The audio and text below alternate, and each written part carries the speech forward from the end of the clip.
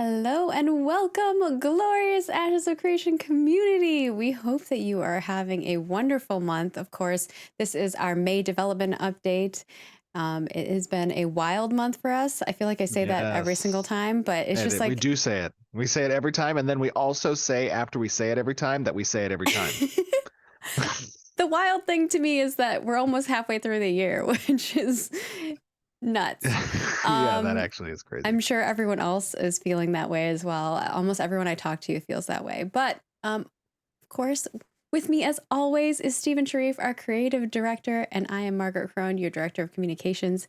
We hope that you are excited for today. I know we've been teasing a little bit of what's to come, but as always, what we're going to be covering today is reminders. We will also be showing off our Cyclops combat.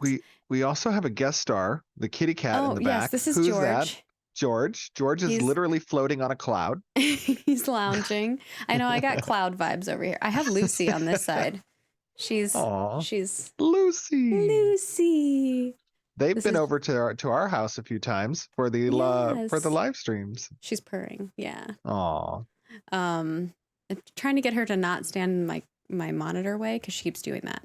And then we'll have our art update and studio update, and of course a little Q&A from our forums because y'all have been sending us some great questions. But before that, we will be talking a little bit about reminders, and we've got our spotlight today for our YouTube comment. So if you would also like to be spotlighted as a YouTube comment, you just need to subscribe to our YouTube channel. Make sure that you have your subs visible so that we can see that you're a sub. And then leave us a comment on our development updates. So for May's development update, we will be selecting somebody for our next development update live stream. But this one is from Nice Gaming, who has actually been making some Oh yeah. YouTube Nice. videos, which we were like, oh, that's cool. Yeah, I've been But watching those. they're great. And, Yeah. thanks, Nice. We appreciate it. They also do a lot of other MMO content as well. But their question is, can there be leaderboard stats or leaderboards/stats tracking to track miscellaneous player stats such as dungeons completed, PvP kills, caravan raids, caravans raided, there we go, trees chopped, etc. And would these achievements be visible by other players? That is a great question. So first, to give you a little bit of context on the development side, from our perspective, we track all of those things, and we track many more things very granularly from a logging perspective, because it helps to inform the activities that players enjoy doing, the things that they tend to stay away from, how long they tend to do those things. And a lot of companies use just that data to kind of inform direction over design choices. I am very much a believer that you need to have correlating data that is essentially feedback directly from the player base, in addition to the logging and metrics that you can find from player activity to create a navigational array moving forward. Now, to your question, which of those stats will we expose to the player side? I think we have a lot of intention to, and we've talked about this in the past, to have a lot of these things shown to the players and be able to for those players to choose to share them or not through their character page on the website that we've talked about in the past as well. And those will include a lot of what you mentioned there. I think it's a really cool component that as a player, I get to see how I stack up against other players in the achievements that I've accomplished in game. And there's ways to make that a bit more time focused, so where you're not just getting the gross data, but you're also getting like essentially seasonal data or partitioned via time. I think that's something that's super cool, and it helps provide motivation for players to achieve things in game. So yes, we will be embracing those types of leaderboards and stats exposed to the players for Ashes. Yes, it will be a lot of fun. We have many dreams that we want to do with game to web and game to mobile, in regards to showing stats and making things shareable for you. We know how social media works, how sharing content with friends works. Um, but those things will all come in due time. Just a fair warning on that front. Hmm. And of course, if you have things that you'd like to see, I think we did do a dev discussion in the past regarding kind of like what features you'd like to see in a mobile app or things like that. Um, those things would be super helpful. So if you want to head back over there and give us some comments, we would appreciate it. And of course, we have been doing dev discussions. Our latest one was on the Mage. So if you have not gotten a Yeah. chance to toss your feedback in there, I know we already started compiling all of that feedback, but you're welcome to still pop in there, even if the discussions have already been wrapped up. We don't want you to stop the conversation. Please continue. Our And next by the dev. way, I Oh, go I ahead. just I just do want to comment real quick. Yeah. For those of you who have been participating in that discussion along the Made Showcase from last month, really exemplary job. I mean, that discussion was well done. I was reading through the responses. It was well articulated from a lot of you around the things you enjoyed, the things you'd like to see improvements on, the examples from other games that you enjoyed. Like, that thread was a treasure trove of player feedback. And I just want to say, you guys, those of you out there who participated in that discussion, kudos to you. Thank you very much. It is a very instrumental tool that the community team has an opportunity to concisely bring together and provide the developers. It is very helpful. And those of you who didn't participate in those discussions, totally fair, but I would encourage you in the future to get engaged, because there's nothing more valuable than hearing from you guys what you enjoy and what you'd like to see done differently. And I would say today's demonstration is not going to be any different. So as you guys kind of watch what we show you today, it's going to be very helpful for you to jump back in on the forums and across social media and give us your thoughts, because that's why we are doing this transparent development process, is to collect that feedback. Yeah, and we've also been doing an office hours. We recently started advertising that on our social medias as well. And, Vacnar and Roshan have been doing a great job with that pilot program. So if it's something that you're interested in where you can actually like come in and talk and answer some of the questions as well, instead of just posting on the Yeah. forums, you have that avenue. We know not everybody wants to type up a forum post. So if you'd rather Yes. Yeah. talk and speak, that's another opportunity for you as well. Yeah, and one of the last thing, and forgive me if I stand a little bit on a soapbox, but I, as a player of MMOs, as well as we all are here at Intrepid, I get excited about announced projects and upcoming games that are coming out, and sometimes through normal development, there is not a level of transparency or insight into the moment-to-moment gameplay that's being expected on behalf of the player's side. And I think that that's a really missed opportunity. And I would speak to the executives out there, to other developers who have a voice in the projects that they're participating in, to try to champion this thought of engaging with your community earlier on. And the reason for that is because it's very difficult to pivot away from a direction when that direction has been manifest, has been created, is ready to ship. And it's I know there's downsides to it, and there's a level of investment that's required. But if something gives you an opportunity to early on understand what the customer wants, that is a golden holy grail available to you. And it is doing nothing but servicing the genre, and the people, the beloved gamers who spend their free time, their hard-earned free time, enjoying these games, for them not to be surprised when the game comes out. Nobody wants to be surprised by what they're looking forward to. And a lot of time, the hopium that we have around something we haven't seen before, or what we're expecting, is it lives up to our highest mountain peak of hope in our minds. And then when we see that thing, sometimes it's a bit deflated. But if you provide insight during development so that players have an understanding of what to expect when that game launches, then you mitigate a significant portion of the risk that's entailed in the creation of these massive projects, because you can identify where your approach resonates with a consumer base. And I know it's a soapbox, but I just feel recently, I had hopes as well, and I feel like it's a good point to make. Yes, The hopium. I like I that. know.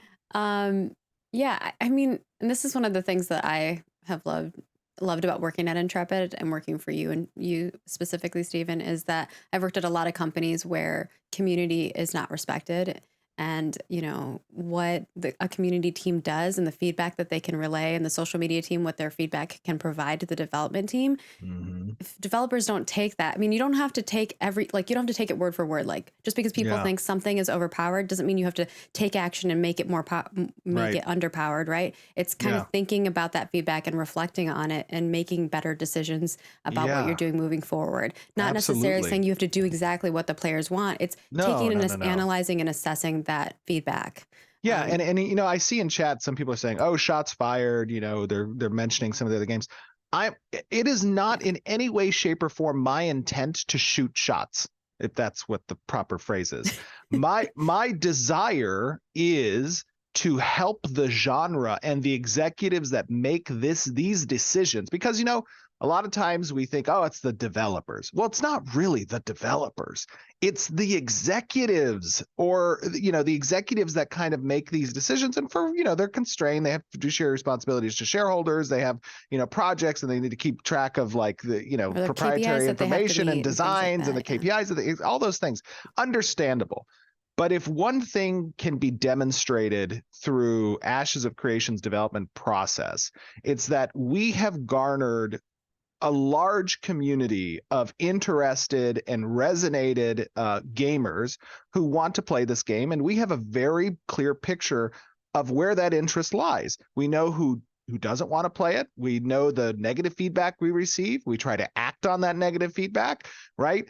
But without the lines of communication being open, all of that is in the dark. And it's just not a place where a development that can take 5, 6, 7, 8 years should ever be before launch, is to be in that dark place. It's so antithetical to this concept of made for gamers by gamers. Like, that is the core philosophy behind the development of a game like this, and to keep those doors shut just doesn't make sense, and it creates an insurmountable mountain of risk when that game eventually launches. So There I is a didn't want to turn balancing this. act I'm to it, not though. shooting shots. Yeah. Oh, Yeah. absolutely. No, Because totally. there are We don't downsides to being in show. open development too. There, Right. And to be perfectly yeah. honest, like, we don't show gray box levels and like our, fundamental prototyping, like, because it doesn't convey something that we can elicit a good response from, right? We want to show the things where we can collect actionable feedback that we can parse through, right? And that we can say, okay, this is the direction we were already on. Good thing it resonated. Or, wow, we were really off base here. We need to change some things up. And we better do that, because the life cycle of our game and the longevity, the lifetime value of the customer is at stake for that reason. So I want to take this opportunity, because it's not often that I have the opportunity once a month here to speak with you guys, but also to potentially speak with any executive that might be listening. This is not a bad thing to engage the customer earlier. These players, MMO players, understand to a degree what development entails, and especially if you invest a bit in that conversation. You have the directors participating. You have an investment in community teams earlier on, before the community is actually playing something, to help garner that feedback and to parse it for the developers. Like, there is a treasure trove of information to be had amongst your consumer base. Engage with it. And then you can mitigate the risk. Yeah. So I'm not trying to shoot shots. This is not a me shooting across the bow in the industry. I have love and respect for my fellow developers and fellow companies. I am just trying to offer what I feel is constructive feedback, to help ensure that the genre gets the games it deserves. Yeah. And people, developers want to make a great games. And like Steven said, it's not always, on the individual. Sometimes you're doing what is asked of you. So it is a struggle on both sides of the front. But Of course, we have so much more to show you. And I'm sure we'll have many more soapboxes in the future as well. Shit. But Hopefully my not. last I think we will. We have thoughts. We have I know. we have things that we want to do, and Yes. I think that we want to, make the industry better as best as we can. And like Yes. Steven said, right now this is our platform that we have, but we'll be doing more streams in the future as we get closer and closer to launch and post launch. Yes. But my final reminder is that we do have our Legion of the Rose. It's scheduled for June 14th at 11 a.m. Pacific. We'll be swapping it over with the next set. And of course, these are all things that you'll see as NPCs, creatures, buildings in the world. They help us build out the world of Vera. We'll have different variants of them. And actually, you're going to see some stuff in our art this week, which is really exciting. That is similar to some of those things. And with that, let's talk a little bit about Cyclops. And if you want, Okay. Steven, I know you wanted to kind of Yes. do a little preface. I do want to preface this, and I think guys and gals out there, it is very important that you help convey this message to those who might discuss what they see here and across social media and discords. The purview of this demonstration is the first world boss you will encounter in the Riverlands area. There are 4 starting areas in Ashes of Creation, as you're well aware. But this is a level 30 Cyclops raid boss, which means its intended encounter design is between levels like 22 and 34, 35. And you're going to see a host of abilities. You're going to see, and try to keep an eye out for this, right? You're going to try to find some tree strikes, some kicks and tree slams, a totem charge, the root shear, some spore sprays, stomps and call spirits, the enraged root prisons and the root fissures and the enraged phase with his roar and stomp frenzy and the totemless charge. There's calling of dire spirits. There's a lot of different actions that can be taken by this raid boss. What we want to elicit from you is when you've encountered the raid bosses in other games, what did you enjoy most about those? Where do you see that occurring in this demonstration? And where do you see room for improvement? One thing I do want to convey, these 3 points, is earliest raid boss you see. 2 is we're all GMs. It's intended for a full raid. But we have 2 groups that are fighting it because it's a little bit difficult for us to corral all of our developers internally to jump in and It's a lot of money. yeah, I know, right? To jump in and take away time from the development. So we use a little bit of overpoweredness there. But then the third thing is the ambience, how this boss moves around the world, right? It's not just in a centralized location that's its arena per se. Like, this is a roaming monster. So take those 3 things as you're watching. Think about what did you enjoy? Clarify though, because people are saying GM. We're not using GM hacks though in this battle. No, not GM just hacks. To be clear, he's just saying we're GMs, as in all of these are developers that are going to be like, we're all game masters. Yes, we're not players. Correct. And we're powerful, very powerful, but not GM hacking.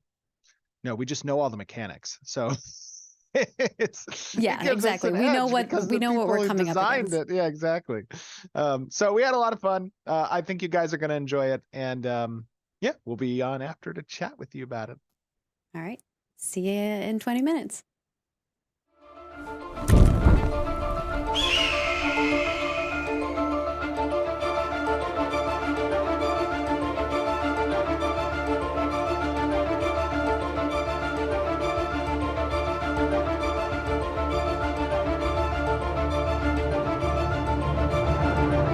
Hello, everyone, and welcome to another live stream in the world of Vera. I am joined today by 3 glorious developers. Actually, we have quite a few of our developers are participating in today's live stream. I'm not going to go through everyone. You'll see their usernames, their game handles on the top left side in our raid UI.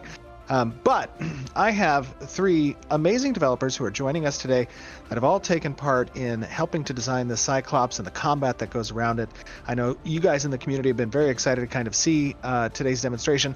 We're not going to get too elaborate in the designs of the Cyclops array because we don't want to spoil it for you, but just as a disclaimer, this is one of the very first World Raid bosses that'll be available for players to participate in. So this is not super endgame, but it is going to give you some insight into how we're designing these encounters. And first up, we have one of our senior designers, Mr. Doug. How are you doing, Doug?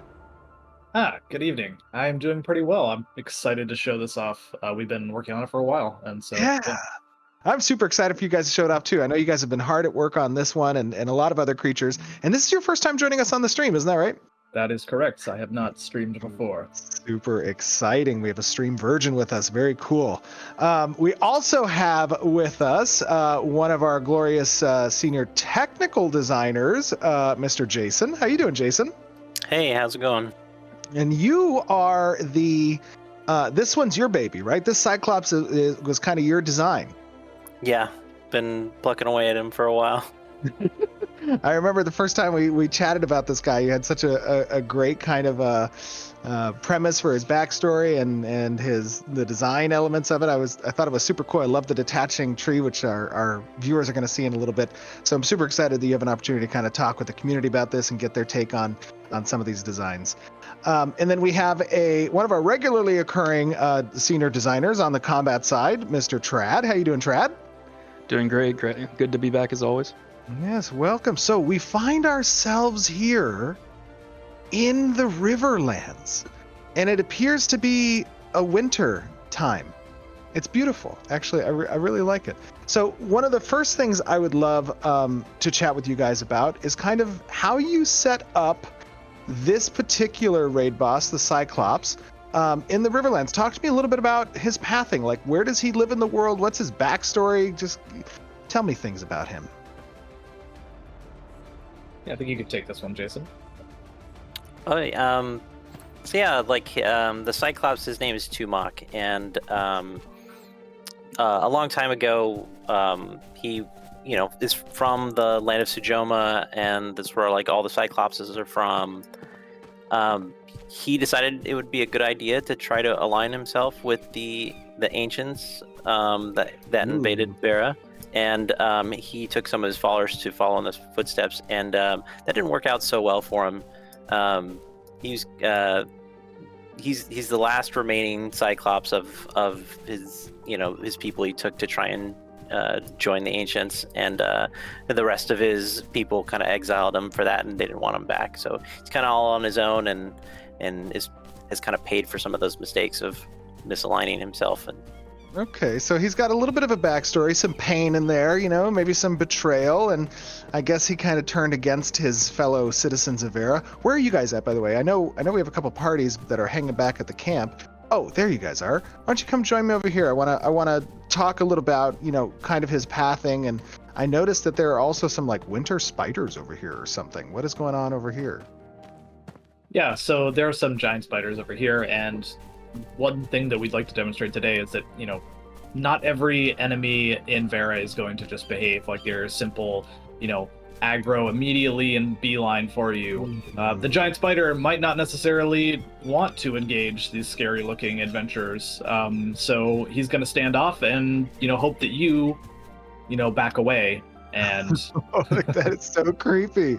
I love the anim for this. So he's kind of not necessarily aggroing, but he's just like, don't come any closer. Like peacocking.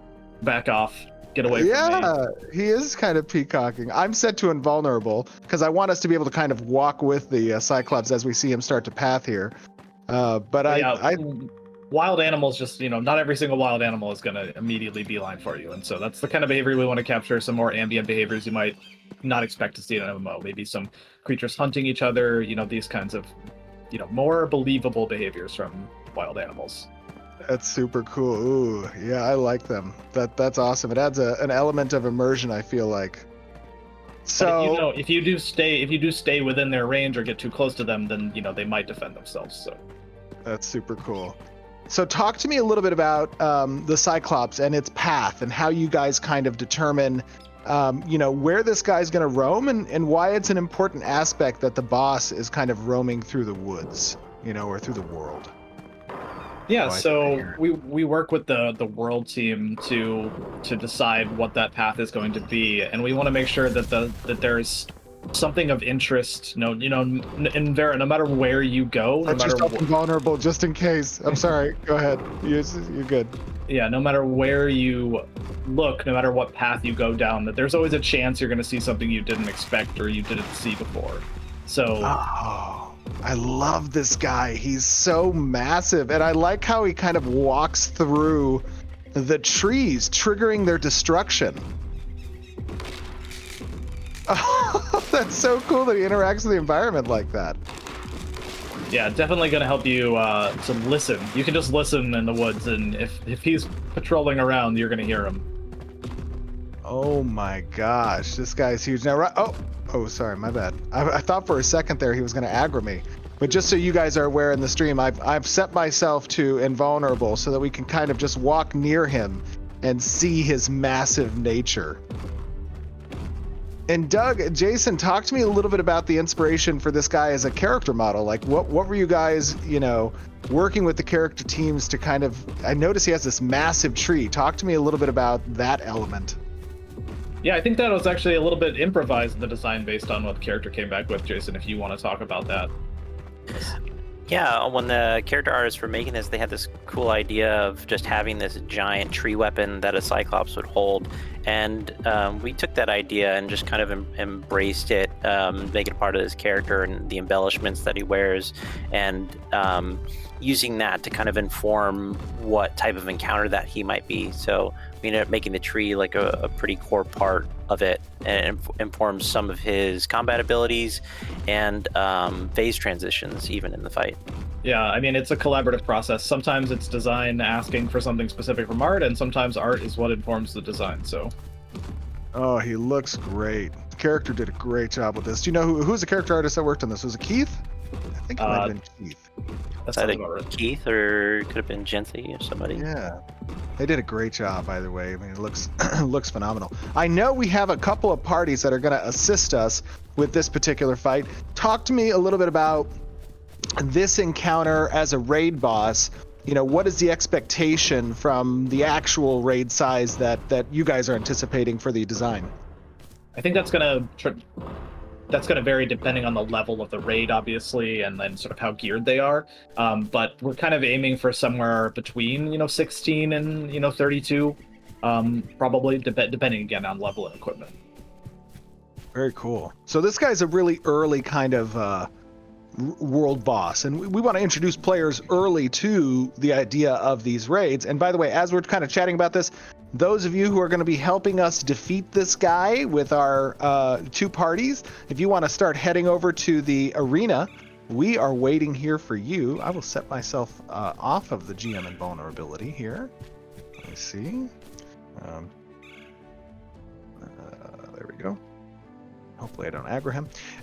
It's important, as we were talking about, to kind of introduce players into what raiding really means in Ashes, and talk to me a little bit about kind of the general design approach that you take with creating these types of encounters. There are obviously phases, there's different elements in those phases that kind of change dynamically the way you want players to interact. What are we going to see here a little bit? Yeah, this is definitely like a more introductory raiding experience, so it's not going to be too complicated, but I think there are some really interesting mechanics regardless, and I think Jason can talk about those.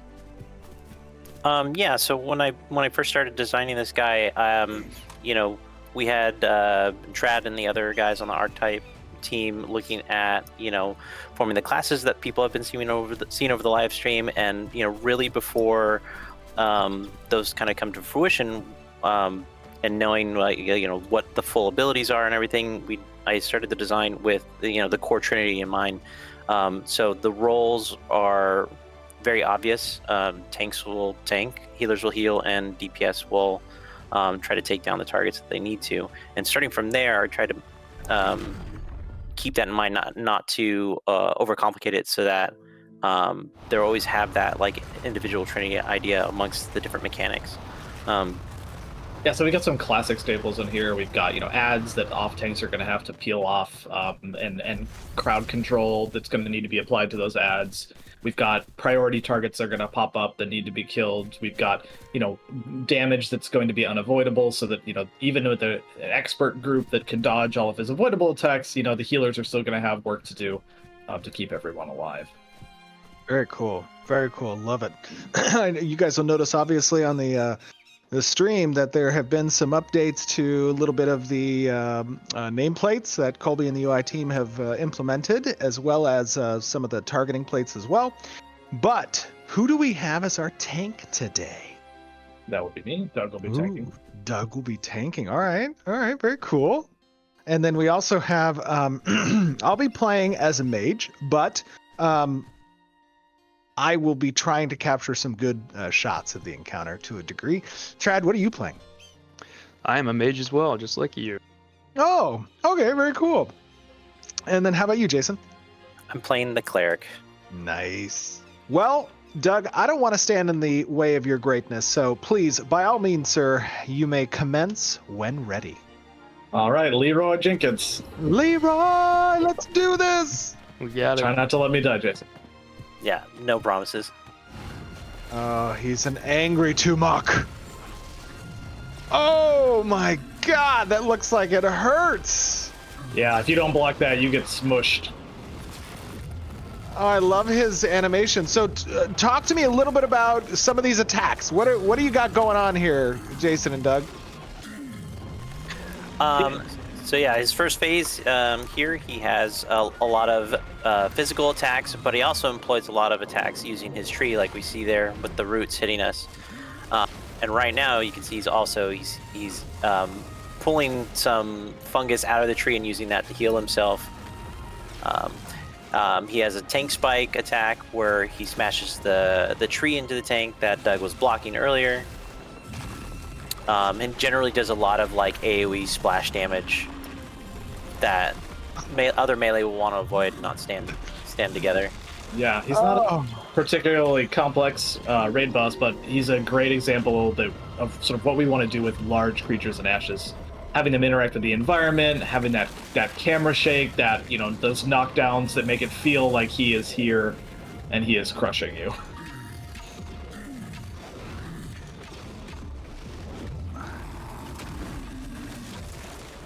Oh, he looks... Oh my god, he keeps just charging there. I'm just barely missing him. Now, talk to me a little bit about kind of the raid boss designs. Like, you guys are working with multiple stages. I noticed that right now he's just kind of, roaming around. He has different targets on his hate list. Tell me, like, what's your general philosophy? How did you guys approach this? Yeah, so I think Jason did this a little bit earlier, but we designed this boss pretty early on when a lot of the classes were still in their sort of nascent form. So we really just wanted to focus on the Trinity, making sure that everyone has a purpose in this raid, a role, whether you're someone who's focused on CC, whether you're a tank, a healer, a DPS, giving those classic mechanics to give everybody a job in the raid. Like right now, for instance, he's put this tree down, and there are going to be these healing caps that appear, and those are going to be a priority objective for DPS to take down before they grow to full size, because if they do, he's going to go over, he's going to stomp them, and he's going to get healed for a huge percentage of his health. Wow. So we got to take this tree out because he's just going to keep healing. Yeah, and you definitely got to switch over to those healing caps when they appear. That's super cool. So he heals off of the mushrooms as well? Yeah, and as a player, if you destroy them, or even if he stomps on them, if you happen to be nearby when they blow up, you can get that heal as well. So if you're taking some damage from the thorns from the tree, or you got hit by one of his large, stomp attacks, you might have a chance to get healed up if you run over to those mushrooms before they blow up. Okay, we almost have this tree down. Come on, guys, focus it down. Focus major DPS on the tree. Let's try to kill this thing. It's almost done. Get it before he picks it up. Yes, everything. Release it all. Oh, well done. Uh-oh. Oh He's gonna my hold it up now. God. Why is he so mad? He does not like when you break his weapon. What the heck? I mean, who would? Jason, where'd you get the idea for the kind of tree totem? A lot of that came from the original design that we got from character art. In that, we really enjoyed the way that it synergized with his look. So we wanted to employ the use of the tree as like a core part of his encounter. And we ended up using it as like a magical tree where he gets a lot of his abilities. But without that, he seems to get really mad, and his more primal Cyclops giant nature comes back, as we see here. Wow, that's cool. So talk to me about those kind of slams that he's doing. And also, I noticed, like, as he's running around, the trees are falling, the stone obelisks are kind of getting destroyed. Is there intent for these kind of environmental hazards to exist as well as part of the raid design? Yeah, absolutely. For our large creatures, Cyclops, dragons, things like that, we want to make sure that the world feels dynamic and it's reacting to their big size. If a huge, 20-meter tall beast is walking through the woods and not knocking down a single tree, that just doesn't feel believable. So we want to make sure that, you're going to hear that, and that's going to be a way you can know in the distance there's something that you want to go and investigate. That is super cool. I died, but I'm on my way back. No, those slams hurt really bad. Yeah, one of the aspects of the phases in this fight is actually that he has those healing abilities when he has his totem tree, his nature magic, but and he is more primal when he's in this phase. As a result, you can take him down a little quicker when he's enraged, but it's also going to be a lot more incoming damage for your healers to work through. So, depending on your raid composition, your equipment level, you might want to sustain longer in that earlier phase, even if it takes a while through all that healing, because if you push him too early, you might just wipe. Oh, I love it, guys. Here he goes again. Oh, no, God! Oh. I was getting crushed there. It was right under his fists. Oh, this poor guy. Look at him. His little eye. Wow, that was very cool. Well done, guys. That was awesome. Does he have any loot? Can we loot him? I wonder. Sword of the Briarholm, a longbow, a short bow, and a mace. Ooh, very nice. Well, that was a lot of fun. Very well done. I thought that was very cool. Guys, as you guys are watching this, remember, obviously this is one of the earliest world bosses in Ashes of Creation that you'll have an opportunity to encounter, just getting your feet wet and what the raid boss system's going to look like. We have a lot of fun designs that are intended with a lot of different creatures. But give us your feedback. What are the raid bosses you enjoyed in other games that you've played? What about the mechanics? What about the phases that you thought were cool? What did you enjoy seeing here today? And what would you like to see in the future? But otherwise, Trad, Jason, Doug, thank you guys for joining us and giving us a little sneak peek under the hood of the encounter design, particularly as it relates to Tumok the Wretched. I thought that was super cool, a lot of fun, and I look forward to seeing more from you guys in the future. But with that being said, I would like to thank you all, and we will see everyone back on stream here in just a moment. Thanks Bye, for having everybody. us. Good Thank time.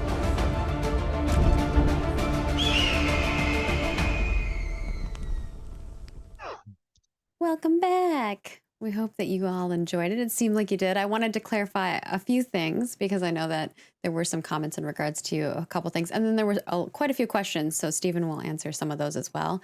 But I'm for ready. clarifications, obviously we recorded this in 4K. We will be uploading it in 4K on YouTube. I know there were some comments regarding graphics. You saw that this time we showed 3 different perspectives of different folks. So we kind of had to figure out a different recording system in order to make sure everybody's quality was the same level because they're different PCs. So just keep that in mind. But we will upload that after this stream. in regards to the no GM comments, I meant no, we didn't use commands during the Cyclops fight, not necessarily before that. Because as soon as I said that, Right. Stephen, you used the thing to walk next to him, and I'm like, Well, crap. I didn't want him to aggro me, so I Yeah, was, I wanted to get but he perspective. turned that off because Yeah, obviously yeah, he yeah, wanted, he had to be able to fight. And you saw that, Stephen died a couple times there. yeah. And If you were looking at the UI. I might have been the only person that died, but just to be clear, remember that we are still in our journey to Alpha 2. And as a result of that journey, the phase of development that we are currently in with the project doesn't really emphasize polish or performance or optimization. So you're gonna see some. Oh, I have my pen because I was taking notes from chat. You're gonna see some.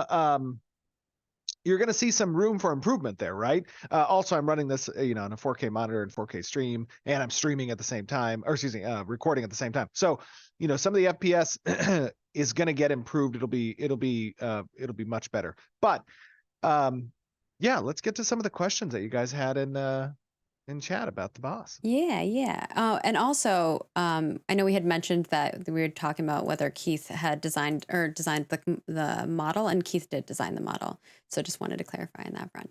But the first question we have here is, Tumok didn't leave footprints behind like our player characters did. Will big creatures like that, or any creatures, leave behind footprints?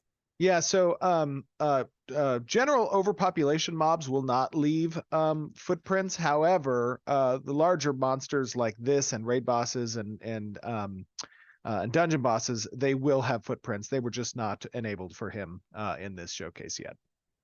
And then what are the respawn rates on world bosses? That's a very generic question it depends. It depends on the world boss. The general philosophy is that respawns will be variable. We don't want to have set specific times in which respawns will occur so that they can be kind of camped and farmed. But there'll be variable location respawns as well as variable time respawns. And then that's kind of, provides opportunities for different parties to engage at different times and locations. Cool. And then I'm also playing this in the background, so you guys are getting to see it a little bit more while we talk. The next one here is, will Tumuk destroying trees affect the growth and replenishment of trees in the world? And also, if animals hunt one another, will that affect respawn rates of those animals?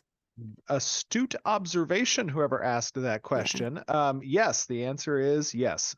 There are land management systems that we've talked about in the past, and there is certain interactions that can occur that can affect those systems. So yes, And him then knocking down trees too long is not going to be a good thing for the area. Yeah, so you probably want to, as much as he was just going for a stroll, because I saw someone in chat was laughing. I told Stephen, I was like, I love this comment.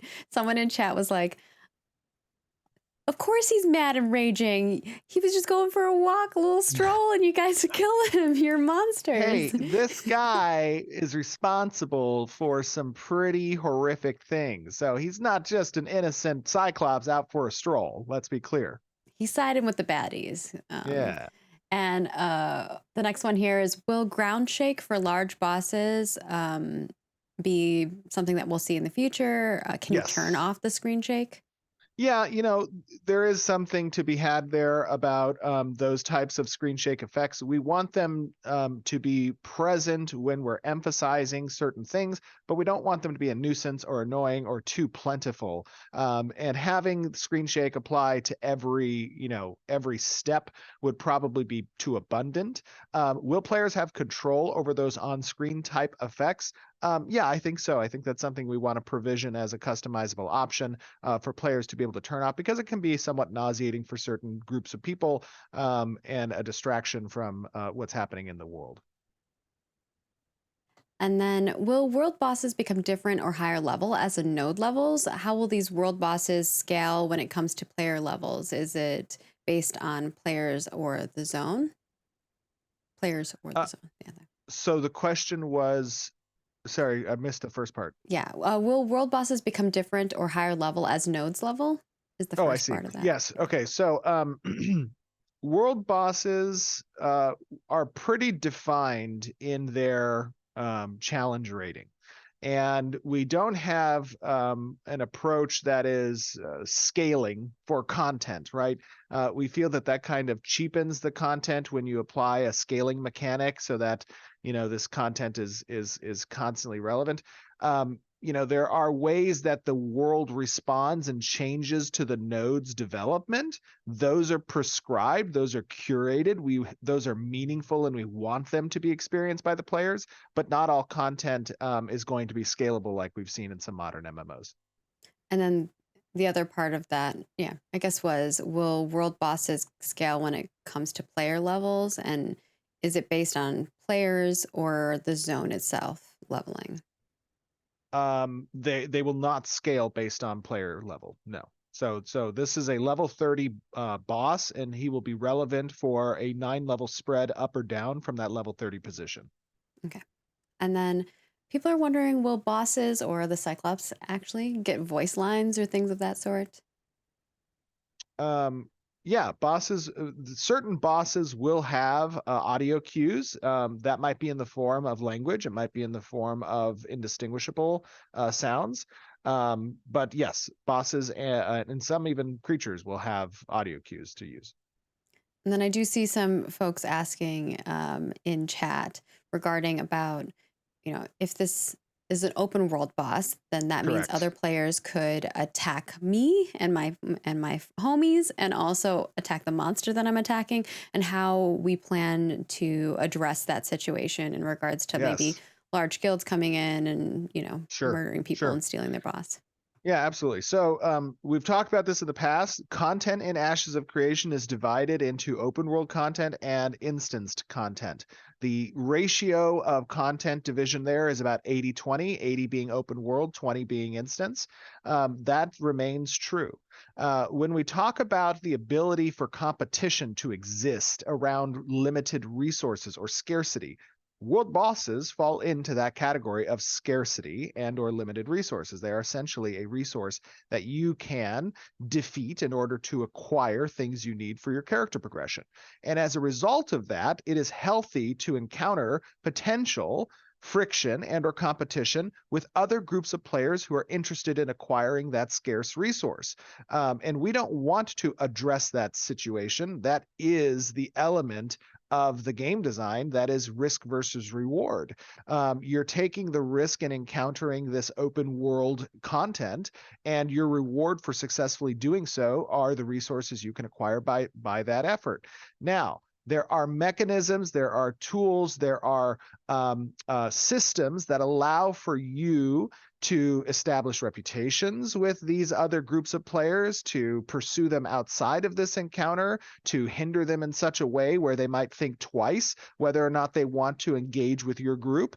There are avenues that can be taken, both political as well as systemic, where players can engage with those factions. And it's important to note that Ashes of Creation is a non-faction based game.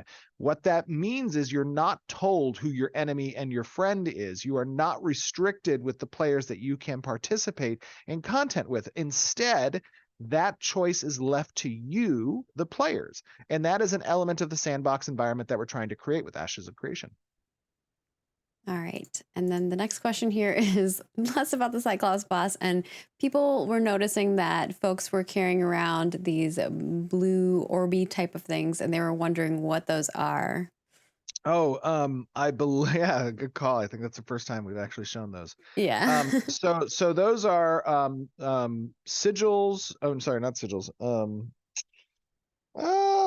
My mind is totally blanking right now. Those are essentially acumen instruments that you can use to enhance your spellcasting.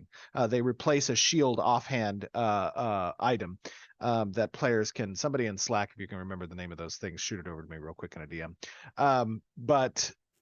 Yeah, those are essentially offhand items that players can use in order to enhance their casting ability and or healing and whatnot. They are called focuses. Spell Thank you. focus. Yeah. Yeah, spell focus. Thank you. Mm-hmm.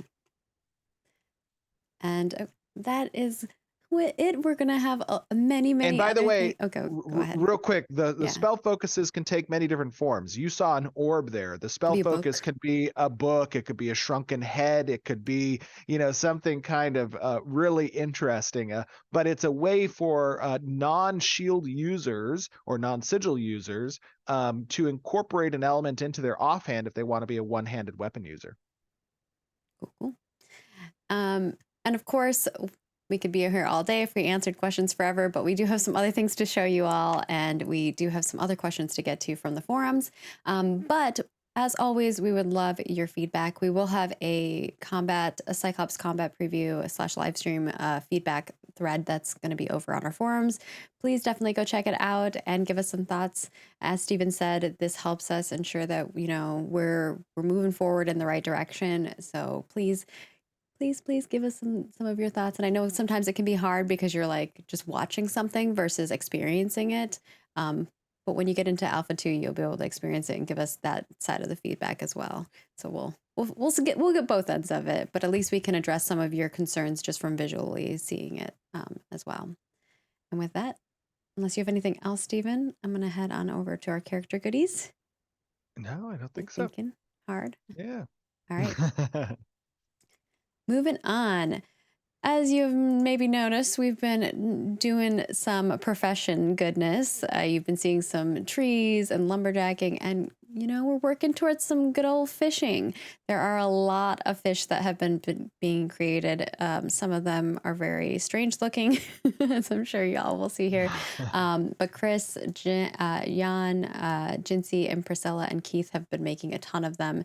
So the seas of Vera will be plenty. You will definitely be getting your fill of good fishies to cook and fish up and trade. I'm excited for y'all to see those. They're gorgeous. I love the little fish. They're so good. Some of them are a little horrifying. As rightfully they should be. Well, a few of them I feel like the chat is going to have thoughts about. Like the lamprey are the grossest. They say that the night is dark and full of terror, but what they really forget is that the seas are deep and full of horror. Have you ever gone scuba diving or anything like that? I have. One time we had a guild. So my guild, I always used to have these trips that we would take, some of our officers and some guild members and stuff. And one year we went to Hawaii, and there was 13 of us, and none of us had scuba dived before except for one person, I think, in the party. And I chartered this boat to take us out to go scuba diving. And they're like, well, you have to go through this process, the certification thing. You're like, and nah. I was like, just take us out somewhere that's cool and we'll just kind of jump in the water and do our thing. And so one of our friends, who's a big boy, he got into his swimsuit and he gets in with this snorkel, and they're teaching him the little device, the buoyancy thing that takes you up or down. You press the button, and they're teaching him the hand signals. So like, this is swimmer's okay, this is not okay, or whatever, right? And we're underwater, and he's floating up here. He can't get his mask thing on very well, and he's pressing the button because he's kind of sinking. And as he's slowly sinking under the water, he's pressing the wrong button, and he doesn't know. Yeah, he's pressing the button to make it go up. He's pressing the button to make him go down, but he thought he was pressing the button to make him go up. And so his face is just falling under the water. He doesn't have his mask on, and in his last words of moment, he just says, I'm gonna need some help here. And then he goes under the water, my ear was bleeding, and John wanted to swim to shore. We're a mile and a half out. It was just a terrible. This sounds like a nightmare. Yeah, I had a lovely time scuba diving, complete opposite of that. But I think one of the things that is, because you were saying how it's dark and full of terrors, but I think that the beauty of being underwater is it's so quiet. But there's a lot of life going on around you, which I think is really exciting. Some of which want to eat you. Yeah, there were some sharks, tiger sharks, that swam by us, but the people that we were with that were taking us they were they're not interested in you. They have enough food here, so as long as you're not. I have a fear of wide open spaces, and anytime I can't see what's beneath me, and it's just darkness, that scares me. And so being in the water, out in the middle of the ocean where I don't have a corner to back against and just like see where my threat lives. Like Mm. I just feel like at any moment some giant shark is just going to come out of the depths of darkness and eat me or something, A right? kraken just comes up and takes Yeah, Steven. no, totally. Like my mind, just the amount of fantasy games and movies that I've watched, like I just go to a dark place immediately and thinking about some kraken like monster. See, I have the opposite. I think for me in the water, I think because I can swim and move and maneuver, I'm okay. It's heights for me because I can see what's down there and I can see how far away it is to me, and it horrifies me that I might fall and to my death. No, I'm with you on the heights too. Yeah, Yeah. for sure. All right, moving on from that. Now that we're all horrified by underwater creatures and heights, we also have piglets. You've been seeing sheep, cows, piglets. We're getting the farming and profession stuff going, which is really exciting. I'm super excited for freeholds and farms. I Piggies. love farming in games. It's so fun. Next up, we've got a Tidebreaker Riverlands variant. I love their beards. They're so cute. Oh, they're so good. They're so cute. They look like Look at them. just grumpy otters, and I'm into it. The next one here is our Hydra Swans, and then we also have like a variant of it. So for those of you who have the regular Hydra Swan, which thank you for supporting us. We also have the variant here. And Steven, So I saw that cool. you gave a story behind how this came to be. You Yes. talked about it on Twitter. I don't know if you want to share that with folks who maybe don't use Twitter. Oh, I just, geese and swan in general are just wretched creatures. Like they're beautiful, but they're mean as all hell. And when I was a kid, we used to live on a lake, or live near a lake, and I would go feed these things. And when they had babies, I didn't know that they got protective, and they would fly and attack me as I'm trying to climb away from them and peck me in the back. And just, I vowed from that day forward that if I ever created an MMO at 7 years old, I was thinking to myself, maybe I'll make an MMO one day, that I would create this as a creature. No, actually, I made it in our Ashes of Creation original Pathfinder campaign, a Hydra Swan. I just took the template of the actual Hydra monster and I gave him a bunch of beak attacks. So they were like D6s -2 or something. And it was like level 2 party. And they're like, oh my God, it's a Hydra Swan. I'm like, yeah, don't feed it bread. That thing will kill you. That's really funny. I love that. I might have to pull that on one of my people in the future for one of my campaigns. We got this lovely snake boa. Super I love that cool. they did the apple thing with it. The animations that our team always comes up with for things is amazing. The little intricacies. And then we've got the 7th Lancer uniform. Oh, it looks great. Yes. They look so scary. Oh, I have those backwards. We've got the diadem for our royal folks out there. Oh, Gray yeah. Shore conveyor. Super cool. Got some arcane garbs. Oh, who made the arcane garbs? The arcane garbs were by Jan. Oh, Jan, those look great. I have all the names for everybody this time because Stephen always asks me, Nice. and I'm like, I don't know. There's a million art pieces. Who did Gloom the variant for the the otter? Hydra Swan. No, the otter. Oh, that's Jinsey. That's Jinsey work right there. Love it. Looks This so is good. the Gloom Root. We've got the Jade Sigil coming to fruition. Oh, that looks great. Who The did that one? Mercenary one looks really great. The Jade Sigil one was Jan as well. Jan, great And job. same with the Merc set here. Oh, wow. Very Yes. nice. And then we've got another plate set. Jan's just killing it. Jan. Get some, Jan. And then we've got the Trawlers, the part of the Trawlers outfit. I believe I Aw. have an MP. Yes. Speaking Here of we go. fishing, Yes. This set was really fun to design. can you use the hat as the thing you carry, but you just flip it over and put all the fish in it and hold it like up? I was thinking you could either put fish in it or you could float in it, was my thought when I was designing it. Because sometimes they would use these to like Oh get like yeah. fish in, yeah. Looks like it Or to has scoop holes the fish though. up. Oh yeah, no, it's a good call. It's a good call. Well, you put the fish on the net on the outside. Oh, okay, And okay, then okay. yeah. It's super cool. Yeah, it's cool. And then we have the Ice Heart corsage being worked on. Still work in progress. Very nice. And I believe that is it from the art department. By it, I mean like they've got a lot of stuff, but that is what we'll be showing today. Thank you, Very amazing cool. artists. Killing it as per That's usual. great. Moving on to our forum questions, I will also just keep the video of a Cyclops fight in the background so you All right, can have let's something do to this. look at whilst I ask the questions. First question is from Nick. Oh, wait, actually, let's do studio updates first. Oh, studio Yeah, updates. let's talk about studios and then I'll Yeah, get that's to a Nick's good question. question. What have been Yeah. our studio updates for this month?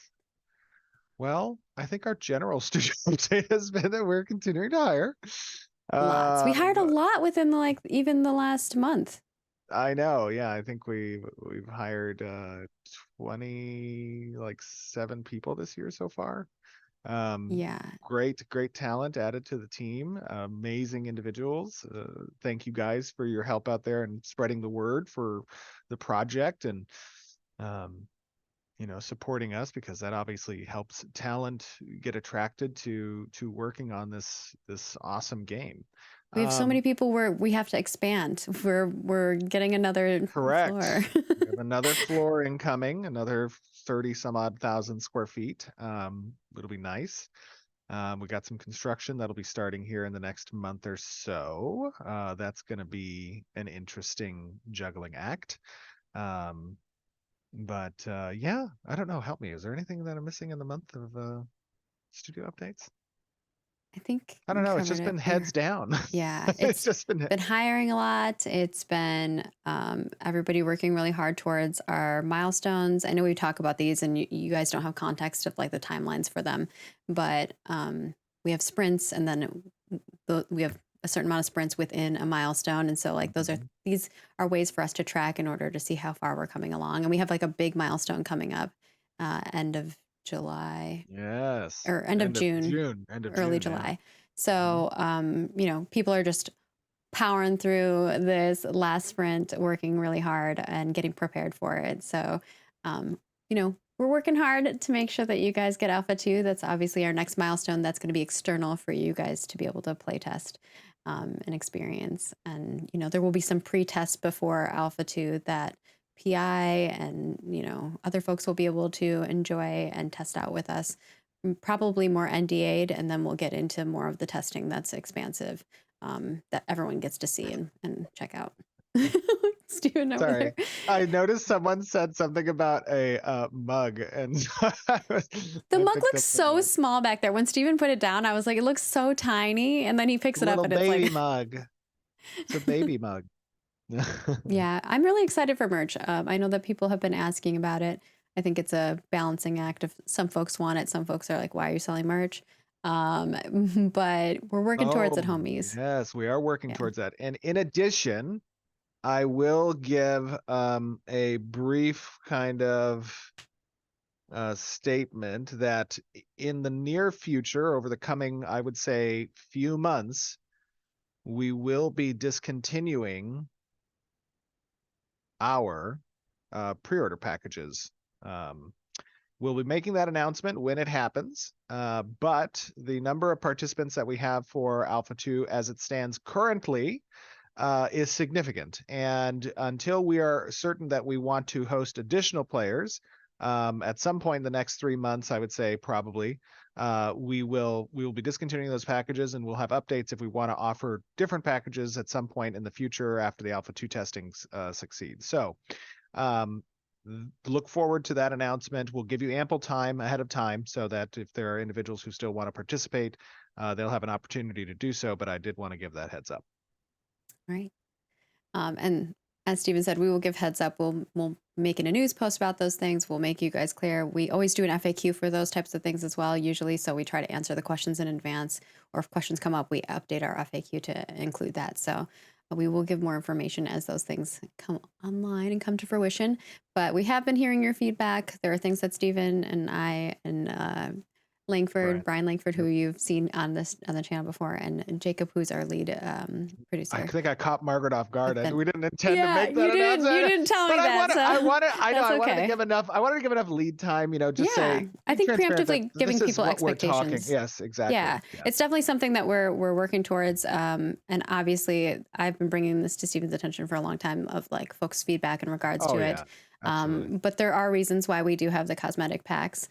Yes. And they have been assisting us in many ways. So thank you all so much for helping us. And it's also pushing forward a lot of the content. So we'll still probably have some semblance of cosmetics, but maybe they'll be less exclusive and more rotational, things like that. Yeah. So if you do have thoughts, feel free to, let us know. We're always interested in hearing them. We've definitely been reading your feedback. We've heard it. And we're going to be making some adjustments. Yes. All right. Yes, What this do is we the thing we've been got? discussing. I was not prepared for that. I know. I'm so sorry. I mean, we know the direction. We know what we're gonna do. So I just thought I'd give the heads up. Yeah, Because I know I'm people. fine with People like to watch and see what the cosmetics are before they choose to whether or not they want to actually purchase a package. And Yeah. I wanted to let them know, like, we're months away from that being discontinued. So if you are interested in something, watch it, for yeah. the next. That's exactly. For sure. And then next up, we do have our Q&A, so we'll get to that. And as I mentioned before, I'll have the Cyclops fight in the background. So our first question here is from Nick about party dynamics. Can we hit our party mate to wake them up from slumber, perhaps if both of us are flagged? So I guess if someone gets slept. Not your party mate, because you can't flag against your party mate. That is a restriction that's not allowed. However, if you were not in a party, yes, you could attack them to wake them up and break the sleep.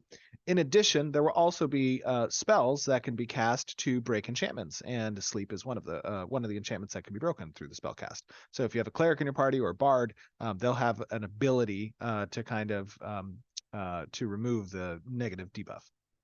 Yeah, and kind of going back to the previous discussion we had in the studio update regarding cosmetic packs, if you have a Kickstarter pack, you can still upgrade that. So Correct, yeah. That'll still be upgradable. And as we've said in the past, before we decide to discontinue the upgrade paths for the Kickstarters, we will give ample notice as well for that. Yes. And then Volts wants to know about PvP quests. Will there be quests that players can put players against each other / encourage PvP? For example, an organization's quest for the Traders Guild contradicted by a Thieves Guild quest. Yeah, absolutely. There are quests that interact with PvP. PvP is not a secondary component of the game. PvP is an equitable component of the game. Remember, we are a PvX game, which means that we emphasize both PvE quest lines and story modes and content, as well as PvP. It is an intended design theory for Ashes of Creation that the world is not filled with just your friends. The world is also filled with adversaries. And because of that, we will provide opportunities to encourage social friction, and that may be in the form of these PvP-oriented quest lines. All right. And then our next one is about looting from Azare. Will it be possible to kick a player from a party or raid just before killing a boss, or to deny them from their share of the loot? Will it be possible to, I'm sorry, say that last part. Will it Will be it possible be possible to kick a player from your raid, like right before you do loot, so that they don't get to be part of the loot? Yes, technically it would be possible for you to kick a player prior to acquiring loot. However, again, because we are a game that relies on social interactions, there are reputations to be had. And if you acquire a reputation as a raid leader or as a party leader of doing something dirty like that, then it's unlikely you'll be able to garner the support of future party members and or raids to lead efforts against these raid bosses. So keeping that in mind. Right. And Hrothgar wants to know about respawning. Will there be a custom respawn, or will there be custom respawn points that can be placed by players in the open world, or only checkpoint based respawn points like the nearest graveyard slash city to Yeah, respawn? yeah, there will not be custom respawn points that can be placed in the world. And then Gartok wants to know about open world distractions. Since travel times are important, what is there to discover that will distract you from going straight to your initial destination? What makes traveling adventurous in Vera? Well, aside from threat and opportunity, which are probably the two biggest distractions that you can encounter while traveling through Vera, um, those come in different forms. Threat in the form of monsters and events, opportunities in the forms of resources and POIs. There's also achievements that are based around exploration. There's treasure maps that can be found. There's a lot of different things that kind of intersect with travel. The movement of resources, the storage of those resources, in which locations, what are available to be sold and purchased at different locations. They might make you detour for you. All of those things kind of contribute to why I would go somewhere and instead change my direction. All right. And then Kastai wants to know about double jumping. Have you considered implementing double jumping into the game at all? Maybe not with player characters, but possibly with mounts, since there is already flying and gliding. Yeah, we've considered double jumping for as essentially as a mount ability as well. We've considered double Hopping jump as an mounts, option. Yeah, exactly. like frogs and bunnies. That's right. Um, Get a little Smash Bro actions in there too. A little and triple jump. next up, we've got DougBug27, which is just an adorable username. Ranged melee is their topic. After watching the mage yield the greatsword, I wondered if the arrange archetype or the ranger archetype will have melee-oriented abilities to allow for a more balanced fighting style, or will the bow always be bay? So a ranger definitely exemplifies range, meaning that the majority of their skill tree will likely be abilities that are based on range. However, that does not preclude them from having options in their skill suite to spec into melee-based ability types. Right? We're not creating a very singularly focused ranger. They will have the opportunity to comprise a skill rotation set that includes melee options, utilities, mobilities, ranged options as part of the class kit. And then Golid wants to know about AoE dynamics. In many PvP MMOs, AoE spam can quickly become the meta and be difficult to balance with simple damage adjustments.